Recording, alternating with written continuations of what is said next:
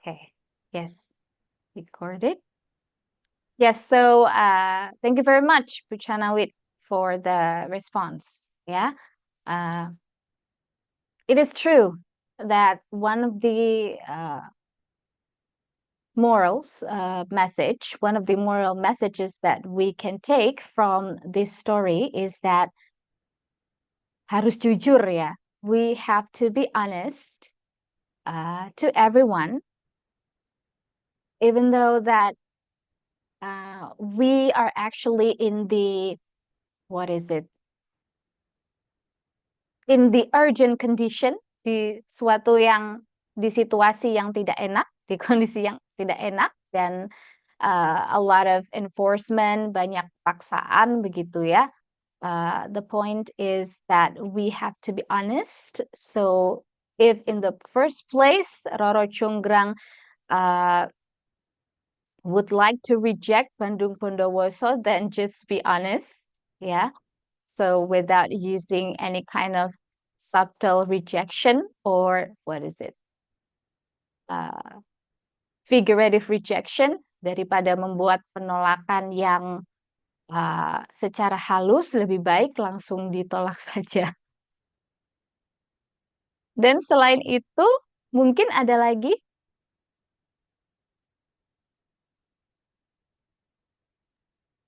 moral มี values. ใคร Yes. เสนอข้อคิดอย่างอื่นไหมคะแบบว่าจากนิทานเรื่องนั้นค่ะ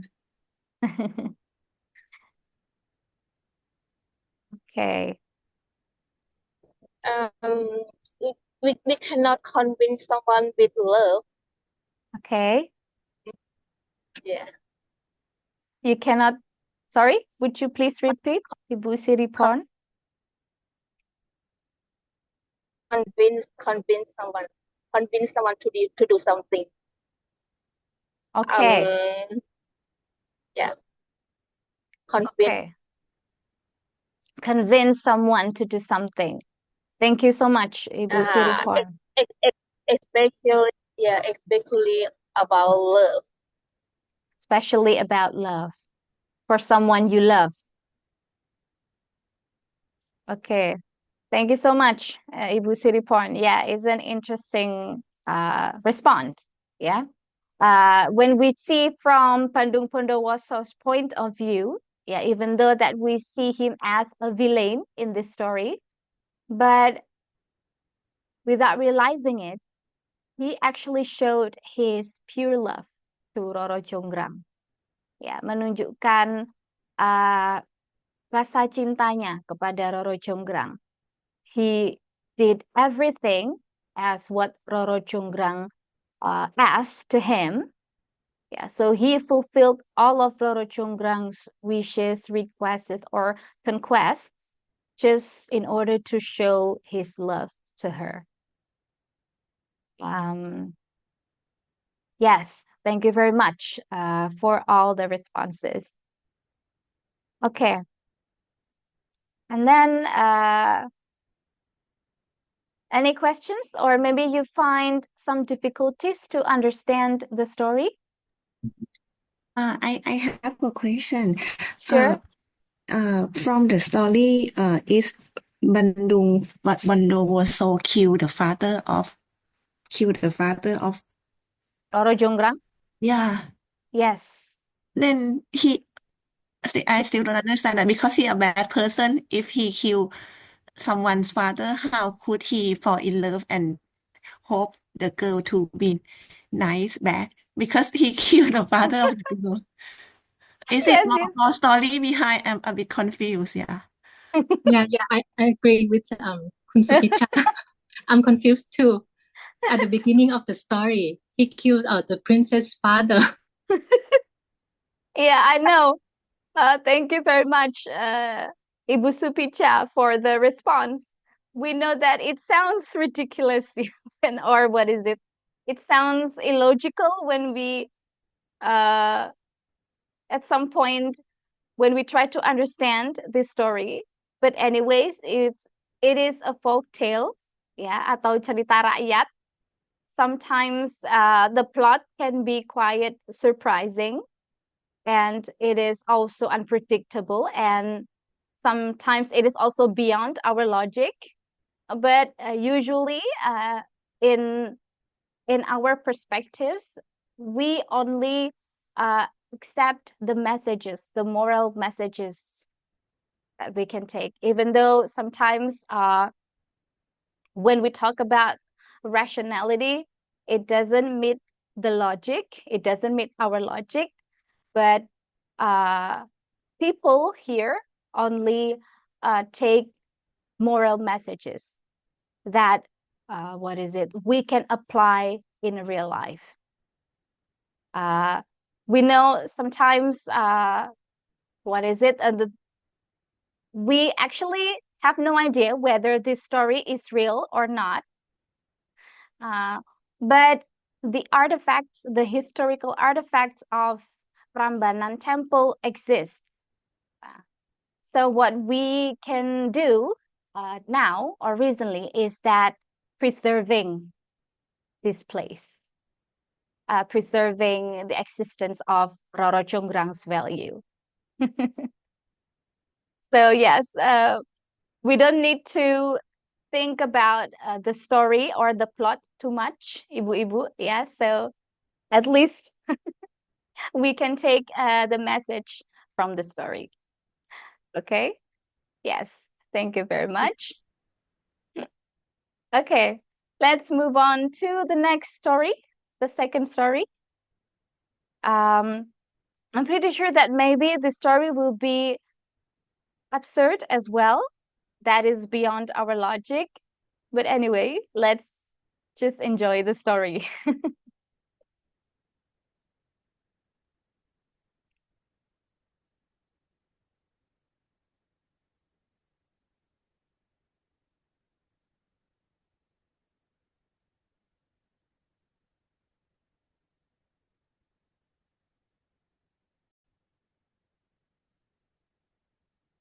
Okay, is it showing?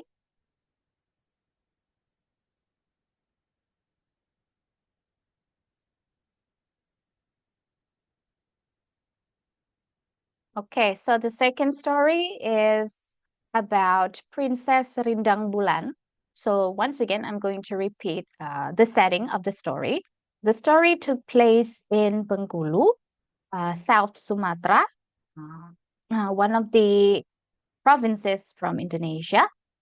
And because the place, or geographically, the place is near to Malaysia, so in some extent,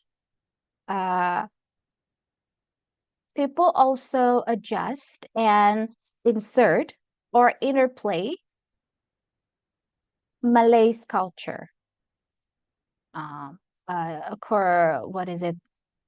The outfits, and then the way they speak, sometimes also a little bit Malaysian.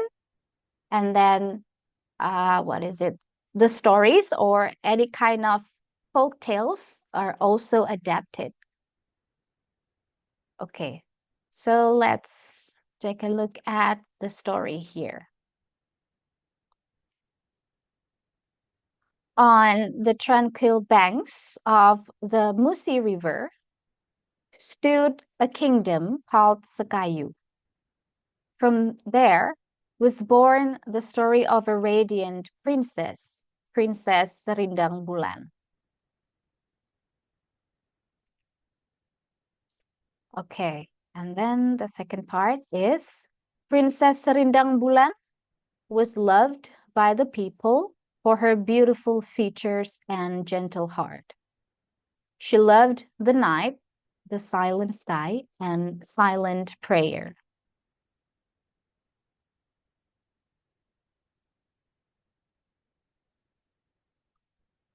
And then that night, the fog descended thickly. From behind the fog, a supernatural figure in dark robes appeared and took the princess to the invisible realm.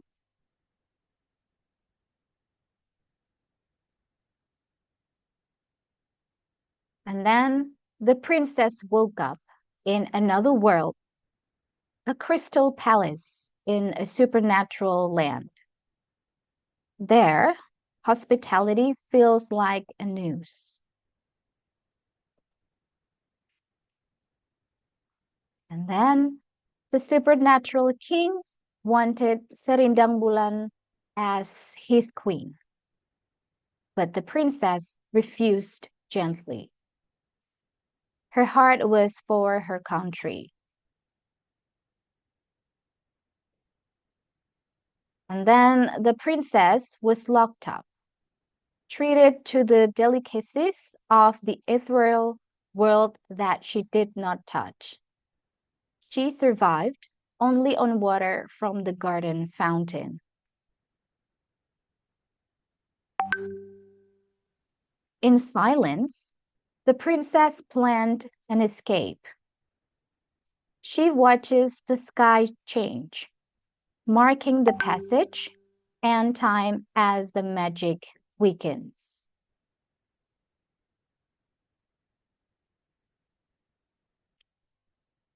When the moon was full, she fled.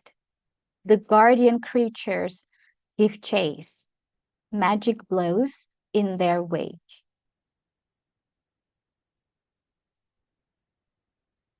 With bitter leaves brought from the real world, she opened the door to go home. Light bursts through the supernatural fog.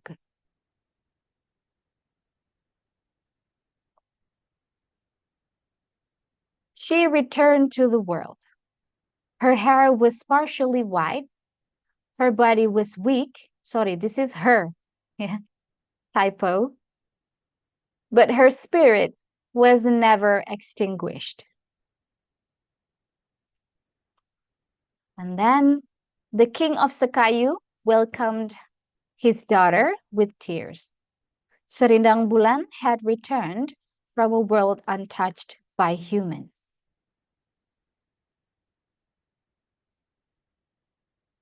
Her name lives on in poetry and folklore. Serindang Bulan is the light of the Malay woman's heart, which does not go out, even in the darkness.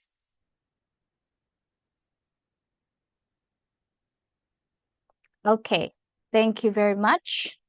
Terima kasih. Kapun ka.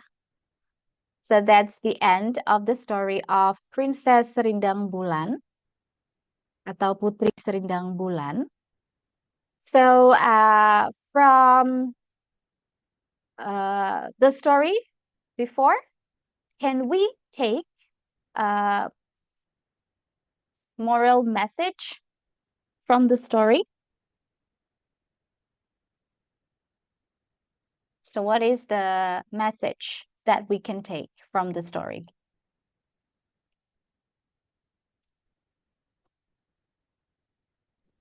It's quite similar to the first story. Okay. You cannot force someone to love you.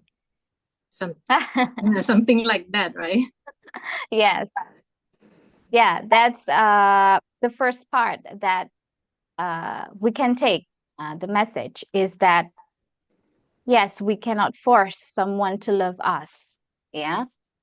And thank you very much, Ibu Jackie. Should I call you Ibu Jackie? Sure. Yeah. Yes, it's an interesting message. Thank you very much, Ibu Jackie. Any other responses? Wait, can you give me a second? I need to turn on the lights of my bedroom first.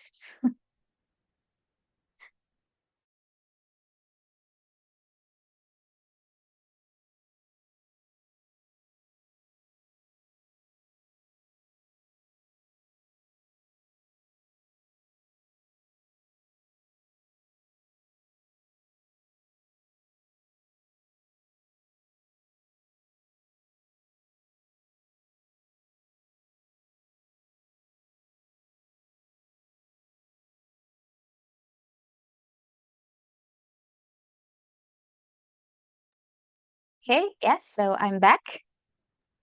Any other responses regarding the messages that we can take from the story? I think if we have a good heart, a good faith, and a good have a belief, like at the end, the princess can find a way to come back to her. Real life. Yeah, yeah. Mm-mm. Mm. Okay. Yes. Thank you very much, Ibu Supicha, for the response. Okay. Maybe what makes it different compared to the Roro Jonggrang story? If Roro Jonggrang ever lied, yeah, to Bandung Bondowoso, and then as if she was punished with becoming a statue, but in this case, Putri Serindang Bulan use what is it? A gentle rejection, ya, menggunakan penolakan yang halus without hurting the supernatural prince, ya, pangeran supranatural tadi. And then directly she escaped, ya. Dengan langsung Putri Serindang Bulan kabur atau keluar dari the untouched world, dari dunia yang apa namanya supranatural itu tadi. And also another message that we can take is that it's not only about a love story, but also a representation of resilient female lead character, atau bahasa Indonesianya tokoh perempuan yang tangguh. Ya, she has a good survival skills, punya kemampuan untuk bertahan hidup dengan bagus. She used her survival skills. For example, she was putting a small pebbles, meletakkan kerikil-kerikil kecil di sepanjang jalan tadi, ya, as a clue, sebagai petunjuk for her, ya, to go back home, untuk pulang.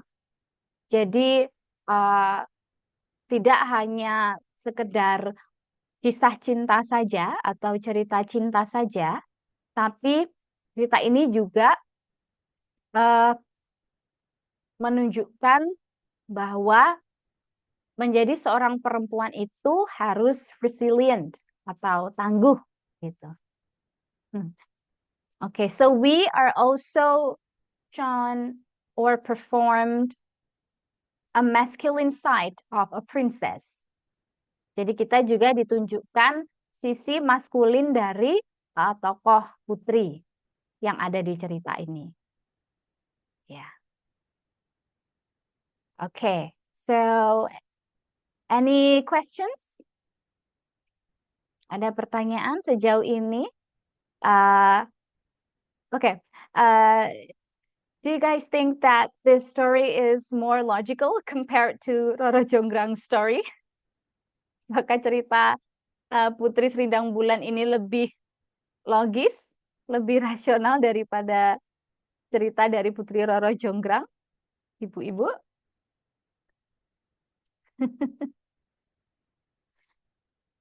Yes, more logical. Yes. Any responses?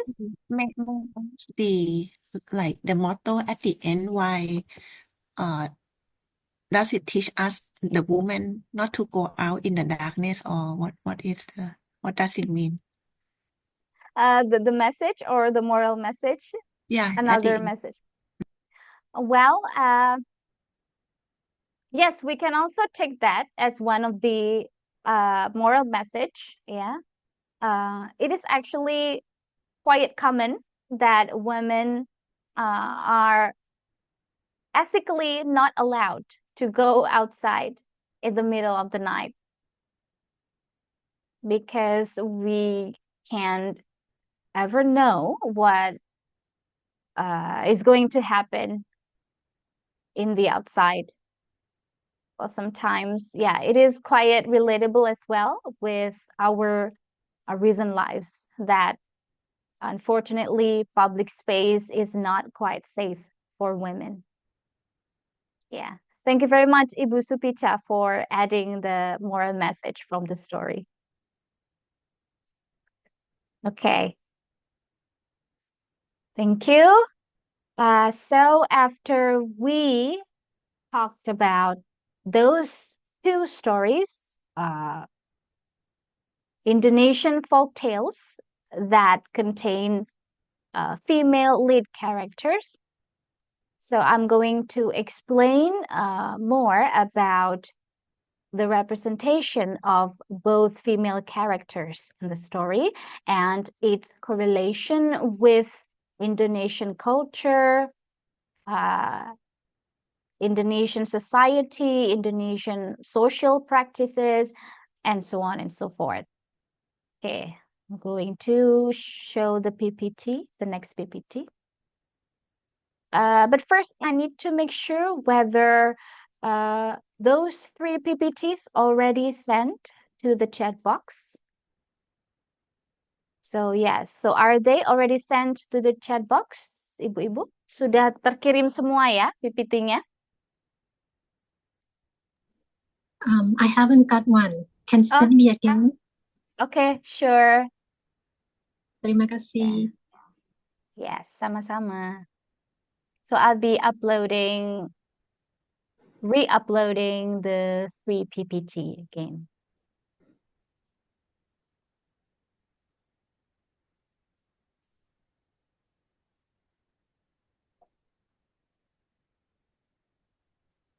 Give me a second. Excuse me, I have any question, Ajahn. Sure, yes. That I have other version of this story or only one version. Okay. So you have another version of this story? Sorry, let me clarify. I want to know in Indonesian there are another version or this story have only one. Everyone know about the same version of Rojokang or Oh, this has a different detail of another version or not. yeah, thank you very much for the question, Ibu Pari Chat. Okay. Actually, there is no different version when we talk about Roro Jonggrang and also Putri Serindang story because, yeah, they have their own inclusive and also historical story that has, what is it? An inclusive cultural story that belongs to certain Indonesian regions. So, for your information as well, fun fact that every single Indonesian region has their own folk tales. So, and also when we talk about folk tales, it's not only about a love story, but can be a horror story or legend. There are a lot of versions of Indonesian narratives that we have. For example, in Central Java, we have the story of Roro Jonggrang, and then Bengkulu, South Sumatra, we have story of Putri Serindang, and then we also have Bawang Merah, Bawang Putih. What is it in English? Yeah, the onion and the garlic. So it's also what is it? A female lead characters in the story that talks about two sisters, so two stepsisters. The first one is Bawang Putih, which is the good one, the kind one, and then Bawang Merah is the evil one. Maybe it is quite similar with Cinderella story. So this story is also one of the Javanese famous folk tales. So yeah, we have a lot of versions. sometimes it is also adapted in Western story. So it is almost similar. Yes. Thank you. Yeah, you're welcome. Thank you for the question. Any more questions? All good? Okay. Yes, thank you. So we're going to continue discussing the what is it? Representation of female lead characters in the Indonesian folktales. More specifically, we're talking about Roro Jonggrang story and also Putri Serindang Bulan.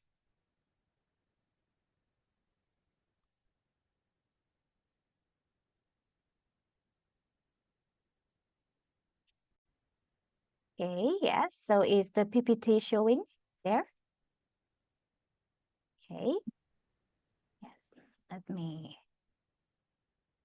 Okay. So yes, the representation of female lead characters in the Indonesian folktales. Okay, so an overview. So yeah, I'm going to repeat briefly about the Roro Jonggrang story. So yes, Roro Jonggrang is a Javanese princess known for her beauty and then intelligence and cunning. And she becomes the object of desire of Bandung Bondowoso, a powerful prince who kills her father, Prabu Boko. And then to avoid marrying him, Roro Jonggrang cunningly devises a near impossible task, which is the construction of 1,000 temples in one night. Okay. By seeing this narrative, we know that this is not logical. Okay. When Bandung nearly succeeds, she tricks him by faking the dawn, causing the spirits to flee and the task to fail. And then Bandung curses her into stone as the 1,000th statue. So because previously there were only 999 temples, Roro Jonggrang becomes the last temple or the last statue. So it is even 1,000 statues. And then, yes, a brief explanation about Princess Serindang Bulan. So that Putri Serindang Bulan is a princess from the Sekayu kingdom in South Sumatra. And then her name symbolizes beauty and spiritual purity, literally moonlight princess. Karena serindang bulan ya, bulan itu moon, serindang itu mungkin padanan dari kata rindang atau teduh. Do you know what teduh means in English? Teduh, it's like, what is it? Warm. Okay. Cloudy. Cloudy. When we heard the word cloudy, it sounds like gloomy. But yeah, actually, that is also correct, by the way. Okay. She is portrayed as a contemplative and gentle soul, beloved by her people. And then the tale often revolves around her being abducted in a supernatural world and her eventual return, symbolizing resilience, moral strength, and spiritual clarity.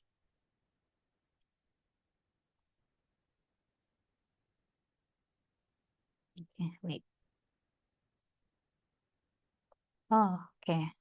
What happened with the table? So I'm going to show you the table first. There's a glitch, I think, so that I cannot show you with that way. So give me a second.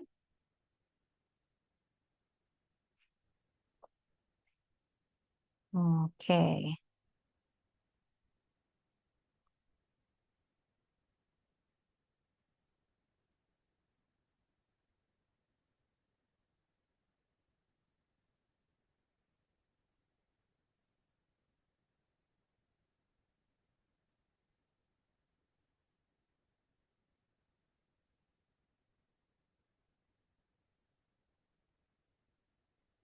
Okay.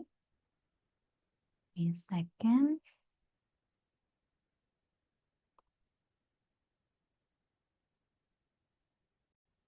Okay, so let's skip this part, I guess. Okay.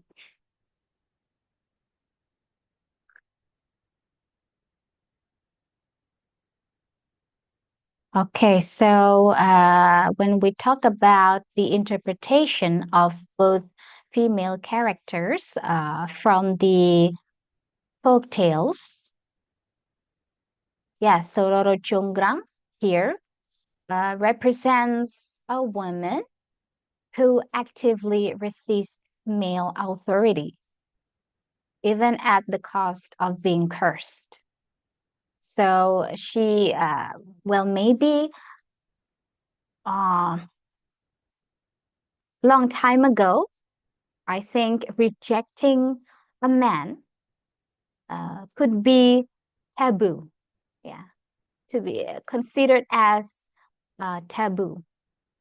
So here, Roro Jonggrang was a symbol of resistance or patriarchal resistance. Ya, menolak budaya patriarki, di mana zaman dahulu mungkin menolak seorang pria itu adalah tabu atau dianggap hal yang forbidden, terlarang gitu. Ya, even at the cost of being cursed. Bahkan ketika resikonya adalah Roro Jonggrang sendiri dihukum ya atau dikutuk. And no matter what, she accepted the consequence. And then her transformation into stone can be read both as a patriarchal punishment and as a form of immortalization. Yeah, so it is some kind of a paradox. Yeah, at some point, the story ended sadly. Ya, atau ceritanya berakhir dengan cukup sedih karena Roro Jonggrang dikutuk ya menjadi batu, becoming a statue. But at some point, the good thing is that she symbolizes immortalization. So her existence is eternal. Ketika Roro Jonggrang berubah menjadi patung di sini, menjadi batu, itu melambangkan keabadian. Sehingga keberadaan Roro Jonggrang akan selalu abadi, lekang oleh waktu gitu ya. Meskipun wujudnya berupa patung atau statue. So even though her existence or her appearance was formed in a statue, still she was eternal. She was immortalized. Yeah.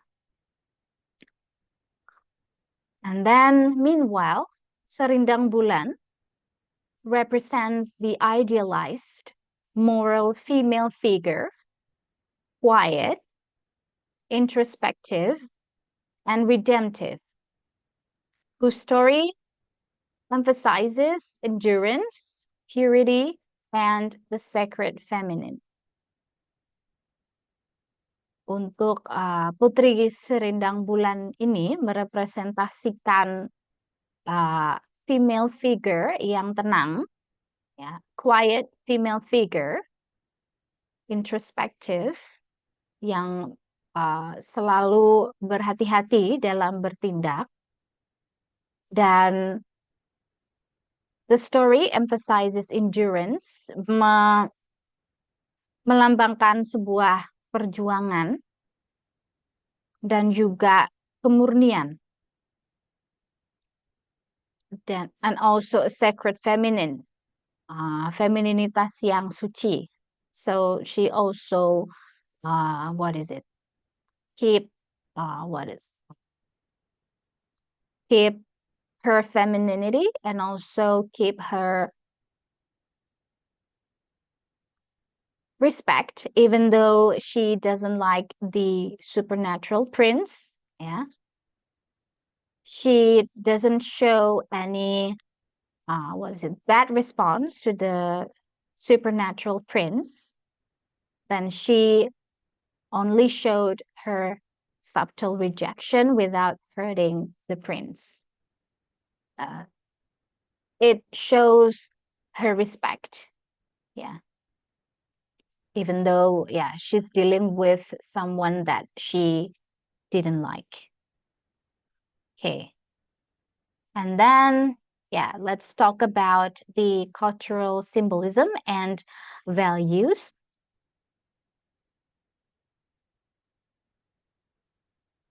Roro Chungrang here symbolizes cultural resistance and then female autonomy and the duality of beauty and strategy in Javanese courtly culture.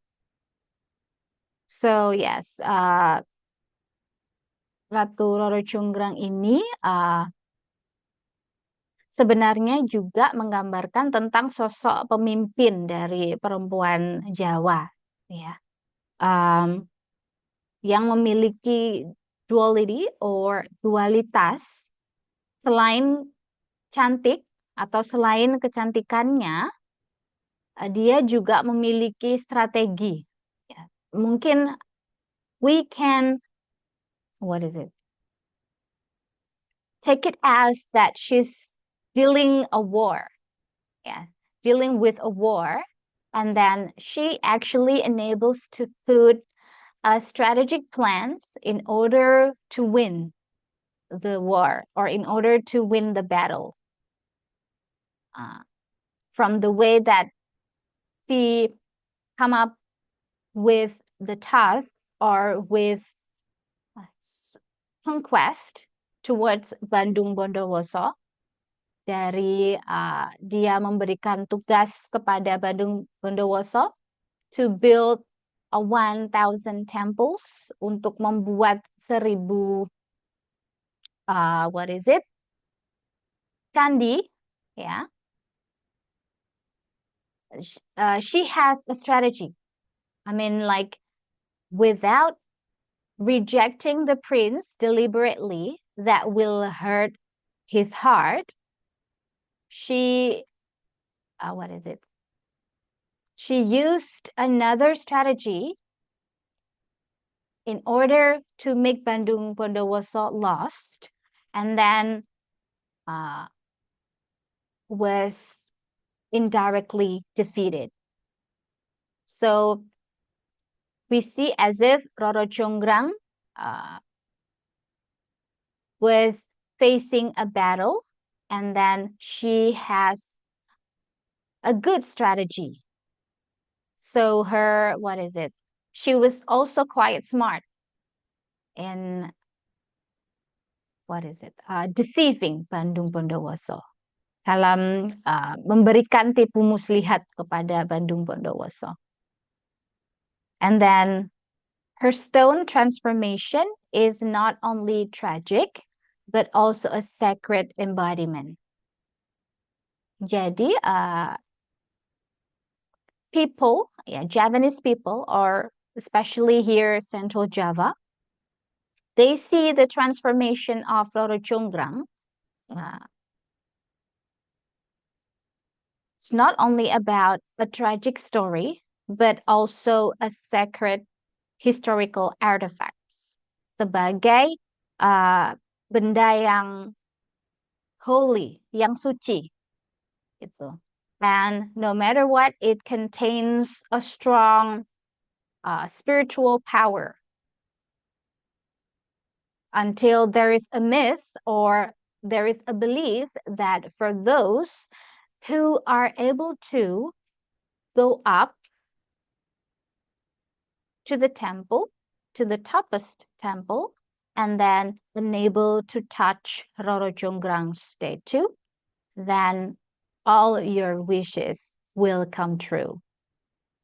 Yeah, so yes, it shows a very strong spiritual and also historical values. And her statue still stands at Prambanan Temple, blending legend and cultural memory. Sometimes it also gives us, as local people, whether we want to believe the story or not, but the historical artifact exists there. There is an evidence, there is a proof that Candi Roro Jonggrang or Roro Jonggrang Temple was built. Whether the story is true or not, we put this as our historical artifacts, as our, cultural narrative, Javanese cultural narratives. Okay. And then we talk about the cultural symbolism and values. We talk about Putri Serindang Bulan here. Putri Serindang Bulan embodies Malay spiritual femininity associated with moonlight, introspection, and the balance of nature. So when we are talking about the story, when we heard the story before, it is also showing the readers or the viewers of the balance of nature, keseimbangan alam. Jadi her resilience reflects balance of nature.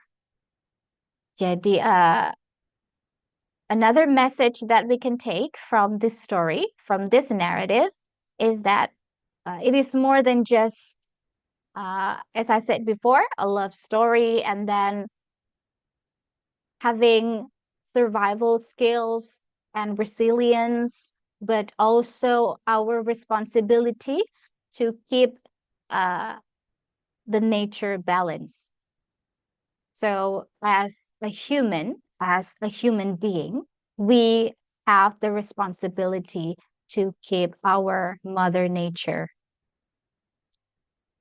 And her name and the tale are often associated with healing, emotional intelligence, and feminine wisdom, reflecting customary law or adat in Bahasa Indonesia and Islamic values in the Sumatran or cultural context.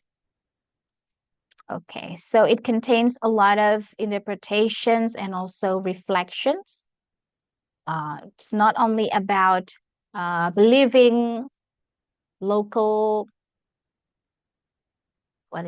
stories, but also everything that is related to their custom atau adat, and the way Putri Serindang Bulan dresses atau berpakaian, yeah. Okay, she always use a cape. And then actually when we talk about the physical appearance of Putri Serindang Bulan, it has various appearances. Sometimes with her long hair and then wearing a cape, and there's also another display like this. Sometimes it is also shown that she was wearing long dress with long sleeves and along with her veil atau kerudung. Yeah. This is also symbolizing Malayan culture or Indonesian Muslim culture. Okay. Yes. So we're going to talk about the identification of both female characters. So for Roro Jonggrang here, she utilizes wit, and strategy to resist male dominance. Maybe in our recent days, we can call this a feminist power. Ya, kalau zaman dahulu mungkin feminist power masih not recognized well. Yes, maybe we can relate to this current nuance. Yeah. And then punished but immortalized. Jadi meskipun Roro Jonggrang dihukum, tapi sebenarnya keberadaannya itu abadi sampai sekarang. And then yes, and for Putri Serindang Bulan embodies purity and resilience, and also rewarded for virtue. So I think those two female characters have different personalities. When it comes to Roro Jonggrang, she was quite assertive and also brave. But when we talk about Putri Serindang Bulan, she tends to be gentle, soft, and then calm. She is calmer, I think, because she doesn't want to, even though she would like to reject the prince, but she used gentle way to reject the prince. So it's different when it comes to Roro Jonggrang. Different with Roro Jonggrang. Okay. Any questions so far? Before we continue with the next discussion, mungkin ada pertanyaan dulu.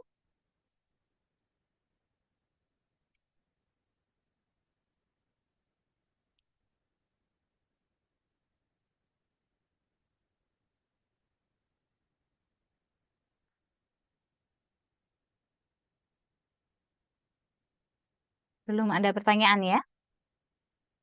Oke, kita lanjutkan lagi. So, the reflections. Apa yang bisa kita pelajari atau apa yang bisa kita dapatkan dan dari cerita ini, dan bagaimana kita bisa, how can we relate to this with this contemporary period, ya, yang bisa kita hubungkan dengan masa kini, begitu. So Roro Jonggrang may be seen as a proto-feminist figure who refuses patriarchal dominance and asserts her will even if society punishes her. Okay. Oh yeah, maybe when we talk about this story, as I said before, Roro Jonggrang was also a representation of feminist power. Have you been ever familiar with this kind of narrative when there is a woman who is against patriarchy or patriarchal dominance or culture, and then she was being punished by society? Have you ever heard about those narratives? Ibu? Yeah. Sometimes we also wonder why we have this kind of narrative. Like a woman, when they, let's say that in our real life, when we reject man's, proposal, and then, yes, this woman is considered evil and then deserved to be punished. Have you ever heard about this story in our real life? No. No? It's really relatable in Indonesia. I think patriarchal dominance still exists. What about in Thailand? Maybe can I have any different point of views or perspectives?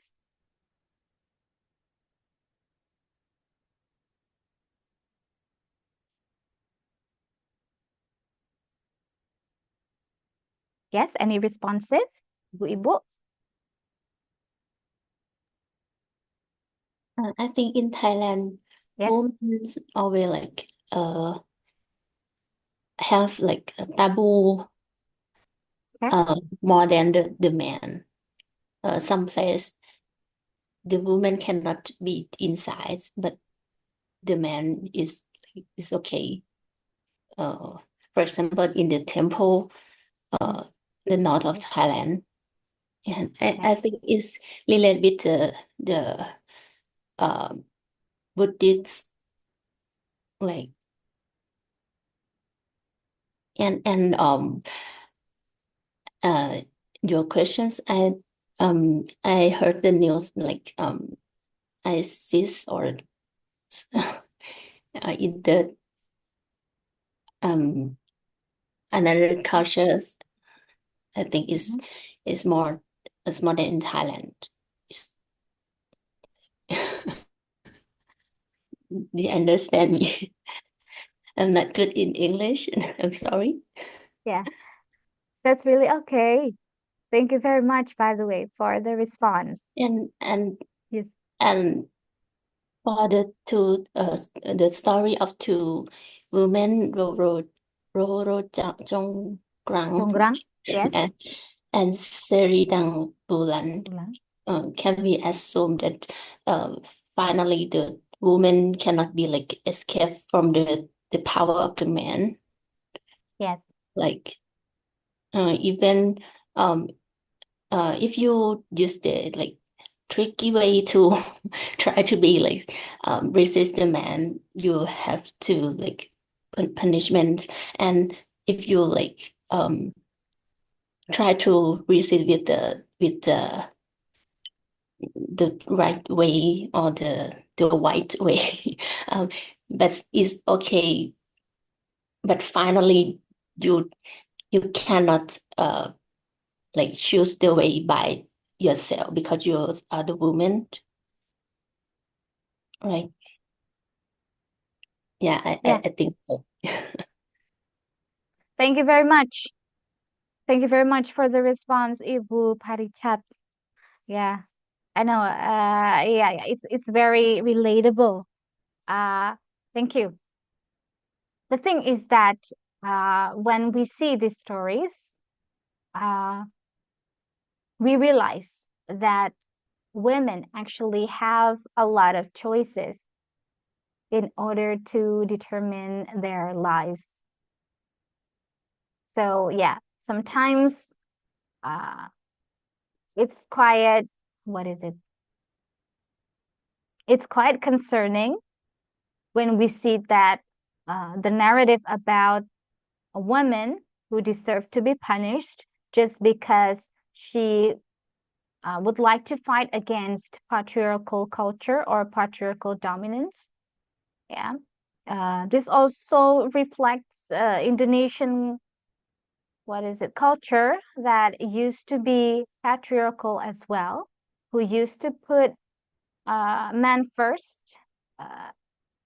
in any kind of, what is it, in any kind of situation. And sometimes and sometimes rejecting a man is also considered sinful. Yeah. But anyways, nowadays, this kind of narrative is slowly vanished. Yeah. Once again, women have a lot of choices to determine their lives, to decide what their life is going to be in the future. Okay. And then, yes, moving on to the Putri Serindang Bulan. Yes, so it is a representation of a gentle and then pure, kind, and calm women. She is able to uh, handle her emotions very well. And then, yes, it is offering a model of femininity that resists violence and chaos through inner clarity. So it also symbolizes not only outer beauty, but also inner beauty. Okay.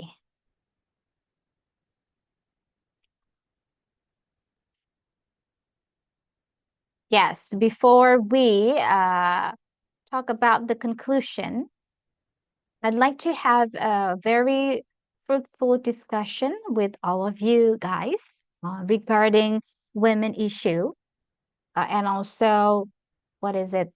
A feminist power, because I also would like to know how women narrative is being uh, what is it? Is being carried out in Thailand. So can we share our stories here? Maybe anyone?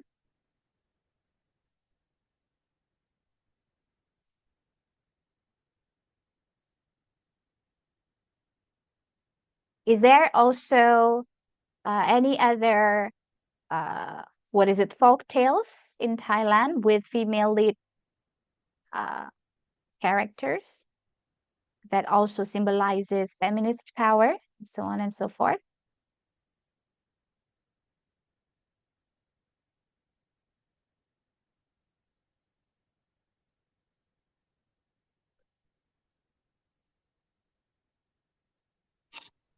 นึกออกไหมคะน้องๆวีร Yes. สตรีอะไรประมาณนั้น ศรีสุริโยไทยค่ะ แต่ว่าไม่รู้แต่ว่า ไม่รู้ เรา เป็นโฟก เรา เท ไม่ ล ถู หรื ก อเปล่า ค่ะ ท้าวศรีสุดาจันทร์ maybe in Thailand there Yes. are some story but I'm not sure it's the folk tale or not but about women lead yeah we have also Okay. such such as the hero is อะไรนะคะสีอะไรนะท้าวศรีสุดา maybe Hello. ห Hello. รือ Yes. hello Yes. Yes. Yes. I can hear you. okay So what is the right title of the story and the name of the female character?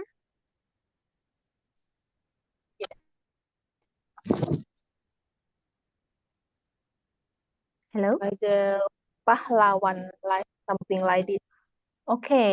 something like that Oh, in heroine. Thailand Yes. yes And then Thailand วันนี้ก็ตัว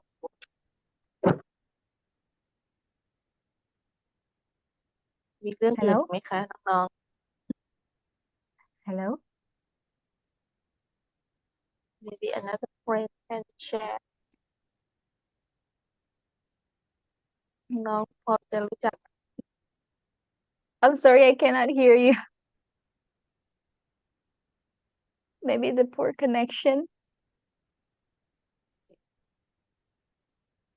can you hear me Yes. Yes, I can. Yes. and maybe you can ask another one Okay. Okay. Yes. Thank you. Thank Yeah, you very much for sharing. Yes. in Thai Yes, Farida. there are lots of the folktale that the main character is like the woman, but I'm not sure is like they are the feminists or they fight or they turn to symbolize to be like a feminist. I'm not sure Yeah. that story that that type. But Okay. Yes. Yes. has a lot of folktale that have the main character is the woman, right? Yes. Yeah. Oh, thank you very much. So yes, there is also a similar story that has female character as the leader of the story or as the main character of the story. Okay, when we talk about, yeah, as I said, cultural appropriation, I think every single country also has its version of what is it? Women's story. Yeah. If here we have in Indonesia, we have Roro Jonggrang, who was punished by society. Maybe I'd like to share a little bit about from the Western story, The Scarlet Letter. Maybe some of you might hear the story yet, The Scarlet Letter. So it was, I'm not really sure whether it was situated in the US or in England or UK, but it has also similar story when the woman was also being punished by society because of she was being accused as an adultery, and then she was also punished by using, what is it, a necklace that is written letter A, and A here stands for adultery. But sometimes these typical stories also repeated in several countries. Yep. And then thank you very much for the response once again, Ibu Parichat. Okay. And then, yeah, we're going to talk about the conclusion here. So we're almost finished, actually, but we still have at least 9 more minutes to discuss together. Yes, so the representation of female lead characters in Roro Jonggrang and Putri Serindang Bulan showcases 2 archetypal visions of womanhood in Indonesian folklore: the strategic and resisting princess and the spiritual and enduring maiden.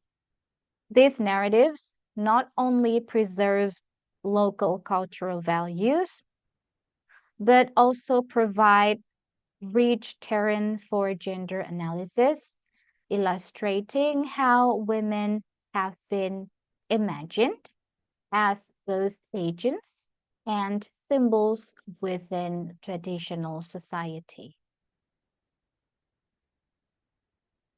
Okay. Yes, terima kasih. So that is my presentation regarding the Indonesian folk tales with, yes, female lead characters. Okay. Yep. By the way, we still have at least 8 minutes to discuss together regarding women folk tales here. So, or maybe any questions or anything you would like to share here?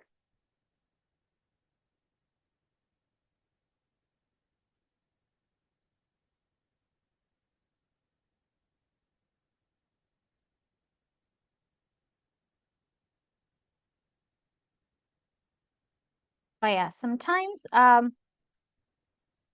in our country, in Indonesia, more specifically, in order to what is it? In order to push or encourage people to do something good, we have certain narratives in order to make these Indonesian people believe. What I mean by narrative here, we need some kind of fictional figure or archetypal, ya, atau tokoh fiktif that reflects perfection,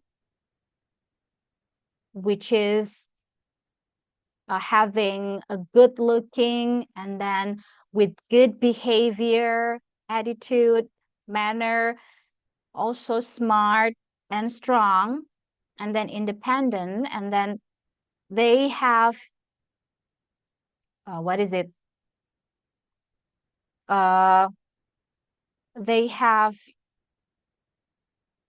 a good, what is it? A strong conquest, yeah, to keep nature and human live all together and coexist.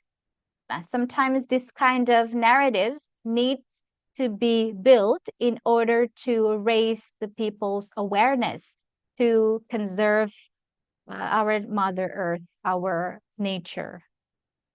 Sometimes by having these archetypes also strengthens Indonesian people's belief. Yes. Okay. Therefore, these folk tales will always exist as time goes by. Okay, so anything would like to share? Do you have, maybe in Thailand, it also has a lot of narratives to be carried out so that uh, Thailand people can also relate to their daily lives?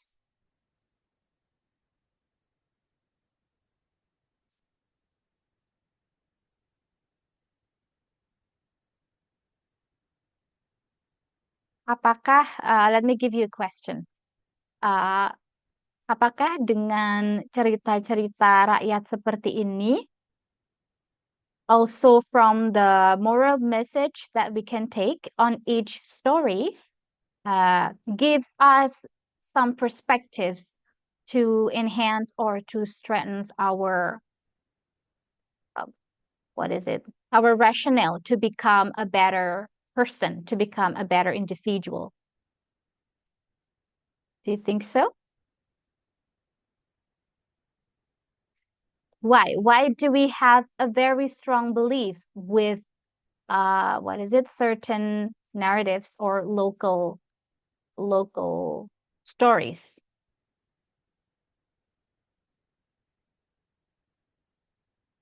Do you have any what is it? Response to this?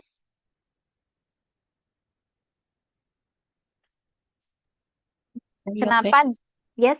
your question Kenapa? again, please. Yeah. Yes, sure. Kenapa? Is it better in bahasa Indonesia or bahasa Inggris or English? English, please. Okay, sure. Why do we have a strong belief with those local narratives in order to be a better person?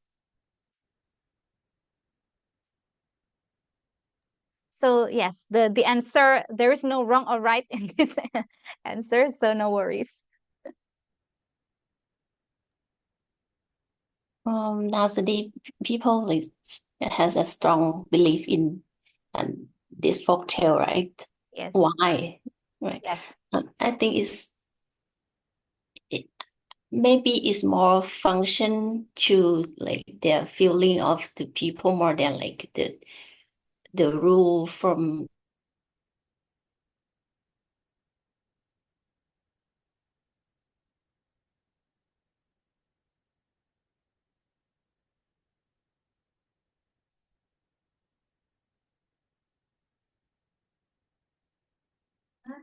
Tolong nyalain dong, belum selesai aku.